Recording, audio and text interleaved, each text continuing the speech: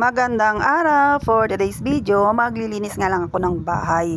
Ayan, dahil wala nga akong magawa at medyo naiinip-inip na rin ako. So, nagpagpagpagpag lang naman ako dyan sa aming munting tahanan. Konting pagpag at walis nga lang dyan dahil hindi naman to masyadong natatauhan. Walang masyadong natambay at nadadaan-daanan lang dahil nga ito ay sala namin. So, yun lang. Ganun lang ang aking paglilinis for today.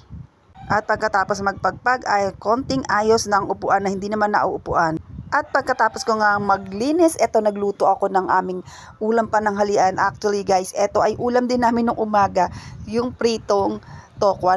Dahil nga ito ay prito na, so iniba ko naman ng luto nung kinatanghalian. Dahil dalawa nga lang kami ditong kakain, so hindi na ako masyado nag-effort na magluto ng ulam. Yun na lang natirang ulam nung umaga. So yan, nilagyan ko lang naman siya ng konting oyster sauce. Ginasa ko lang siya sa sibuyas at siling green. Yun lang, ganun lang kasimple at nilagyan ko yan ng konting toyo at paminta. So, ganun lang kasimple yung ating ginawang luto sa ating pritong tokwa. At yun, solved na nga ang ating pananghalian. At yun nga, konting mekos-mekos lang, abay may ulam ka na ng pananghalian. Abay kung may pritong tokwa kayo dyan, ay gawin nyo na to. At maiba naman, so pritong tokwa pa rin yan. Ayun, nilagyan lang natin konting sauce. Ganon, o di, mag-iisip ka pa ba ng iba? Eh, dalawa lang naman kayo. Wala nang bibili ka pa at magluluto pa ng pagka-bongga-bongga, eh meron naman diyang pritong tira-tira lang. At syempre nang makatipid-tipid din naman, o di ba? Yun lang. Abay may natira pa nga kami niyan.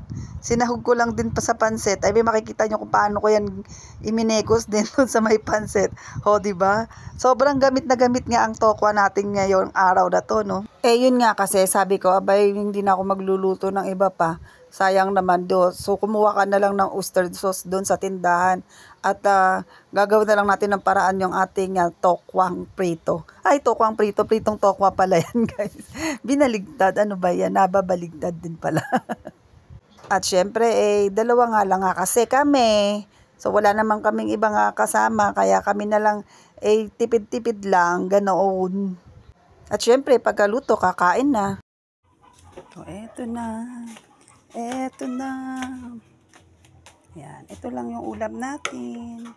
So, eating rice natin. Tapos,